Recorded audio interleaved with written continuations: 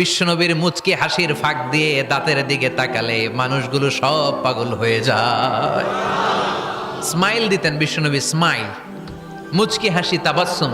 বিশ্বনবীর মুচকি হাসি দেখলে মানুষ পাগল হয়ে যেত, পাগল পাড়া হয়ে যেত। তারা বলে, না না, এ মহামানব তো কখনো পাগল হতে পারে না। আবার মিলাতে লাগলো আবু জাহেলের কর্মীরা বলেছিল এটা নাকি বড় জাদুকর, কিন্তু তারা বলে না না, এই অসাধারণ লোকটা জাদুকরও হতে পারে না, সে তো কোনো মন্ত্র পড়ে না। জাদু করার জন্য মন্ত্র পড়ার দরকার আছে না নাই? বিষ্ণুনবী কি মন্ত্র পড়তো? বিষ্ণুনবী কি পড়ে শোনাতো?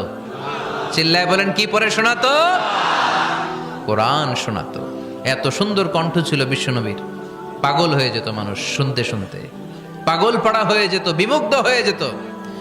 তারা সবাই বলতে আরম্ভ করলো, আবু জাহেল তুমি মিথ্যাবাদী। তবে